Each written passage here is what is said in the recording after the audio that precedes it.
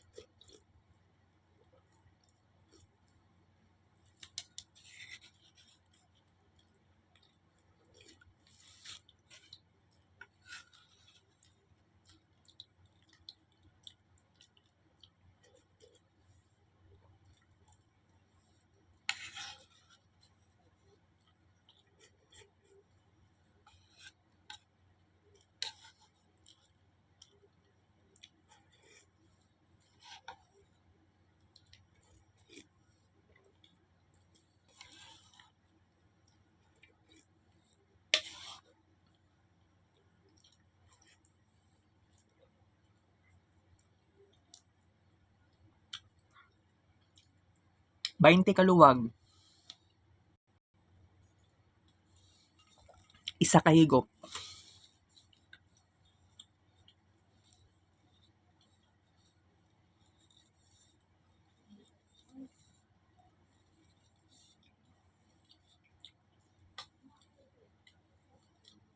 Walo ka buok tilap. Ay transformation nga itabo sa kuha eh. Kagabiin nagpagupit. Karon nilaya si pastor. Kagahapon og karon mo kini akong gikaon with sabaw-sabaw. So importante ni siya nga discussion. Nilaya si pastor for the very second time. So katong pinaka first time nilaya siya, it was 2 years kapen, 2 years ago. March 14, 2022. Balik siya dire September 3, 2022. Pero mama nako karon na month and last month more likely nag-start to siya. Dili ko sure ang pinaka-exact pero karon na year grabe ang yaw ni mama jud din tawon. How about tong last year of November of December? Pero maoro man gihapon, yawera man akong mama jud na ako no. Di gyud na malikayan. Ang kaaway niya si pastor. Sugarol talaga kaayo. And then kanang sugarol dako kayo og gisugal ni pastor, napildi si pastor. Then this is very crazy, unexpected, unbelievable. Siguro dako kay nigutang si pastor sa pagsugal. Wala siya limit, wala siya control. Dili maiwasan tong grabe kaayo to. Maunay realidad na very harsh kaayo. So karon nilaya si pastor unexpectedly. Wala ko ni expect. Na-shock tinuon ko kay katong balde nga ang balde nakaana ang balde balde. Tapos ang sulod sa balde lagi ko nakita ang cellophane. Indication to siya nga wala nangumpra si pastor. Kaya wala may sulod ang balde. So it seems this is the second time nilaya si pastor.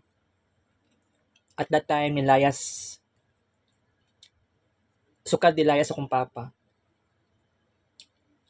Never nilaya si pastor from time nga nilayas akong papa 2011 until March 2022. Karon this is the second time nga nilayas si pastor, very unexpected. Pila kaya tong kapital na gidala niya sa gikawat to niya no. Mga sa kong estimation between 10,000 and 12,000 pesos. Okay. So this is very important na discussion. Another vlog na isulti na ko sa inyo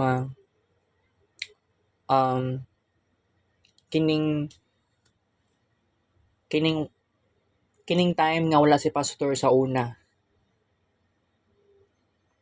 Padulong siya 6 ka bulan.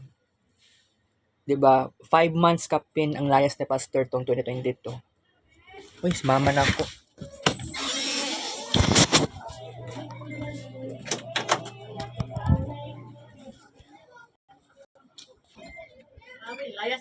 Layas yun siya?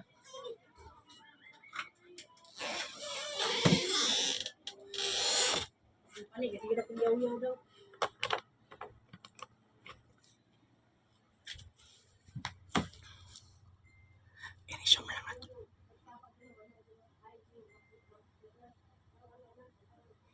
nato. Inisyo mo lang nato.